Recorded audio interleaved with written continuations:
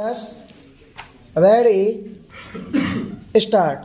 Bonus was accepted by this government as a deferred wage, but the same government has reserved the conception of bonus, and this government says that bonus is a deferred wage, but it is connected with production and productivity. But what about the owners of industries? Do you know how much have they reduced the dearness allowance of the workers nowadays? Not only that, a number of companies have been held guilty for failure to deposit the provident fund money and also for mishandling the amount due to employees. Every year, nearly 2 lakh employees come under the purview of the scheme. The total number of employees covered by the scheme in the year 1995-96 was 61 lakh, and it was 75 lakhs in the year 1996-97, whereas the average refunds amount to rupees 100 to 125 crores. The gross contribution to the fund was accepted to reach rupees 58 crores in 1995-96 from rupees 51 in 1996-97, whereas the refunds to the employers on an average is rupees 10 to 12 crores.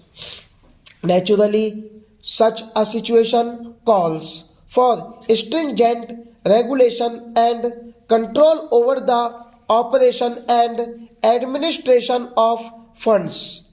If the administration of the Provident Fund scheme at various levels has to be really advantageous to the employees, there should naturally be regional offices which could directly deal with members of the fund who go in for advances, loans, etc. The present situation has offered an opportunity for the government to make necessary meaningful changes in a number of legislative measures which seeks to protect and regulate the rights and working conditions of industrial workers and other employees. In fact, several clauses of the legislative measures have little relevance to the present day conditions. Regarding the Apprenticeship Act, once our Prime Minister said in the State Labour Ministers' Conference that the Apprenticeship Act had not been implemented vigorously. It had not been given a trial utilization of apprenticeship opportunity, or filling such vacancies has not been uniform in all the state. Creation of skilled manpower has lagged behind the limits of possibilities. So the more important point is what is to be done. Even more important is that there is a new sense of urgency and a will to get things done.